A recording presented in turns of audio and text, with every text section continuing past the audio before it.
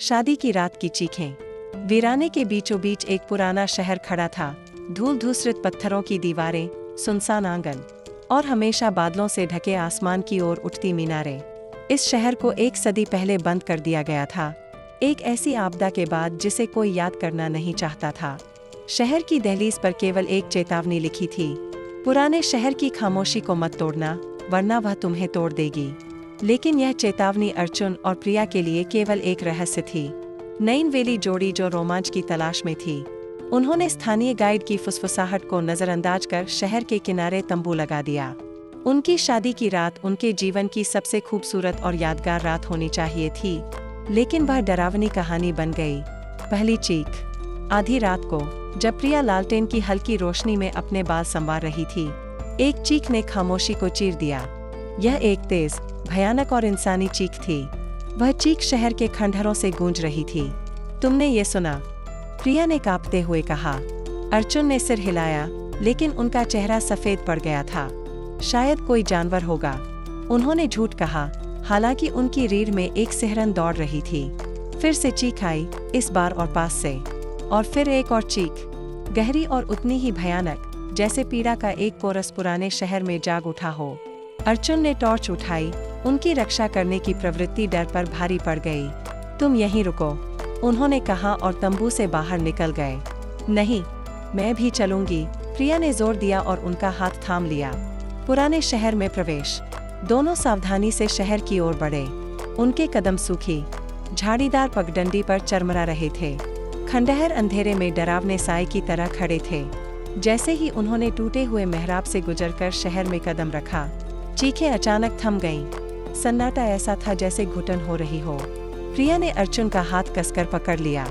चारों ओर नमी और सड़न की गंध थी। फिर उन्होंने उसे देखा, एक मीनार की खिड़की में हल्की टिमटिमाती रोशनी।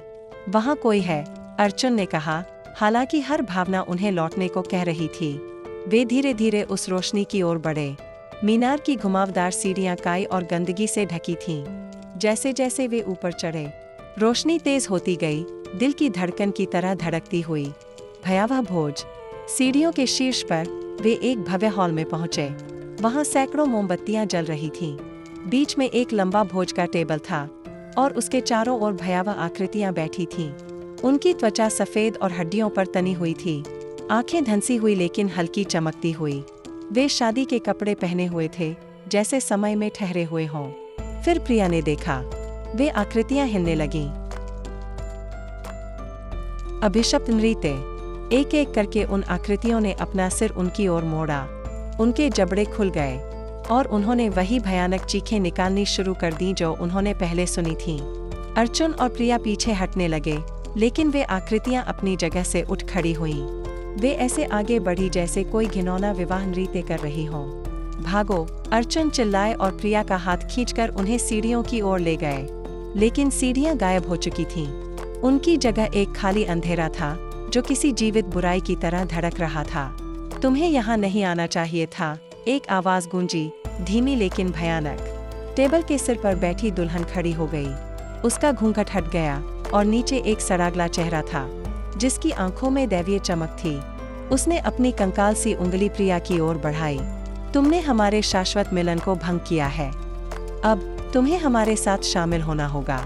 आखिरी चीख।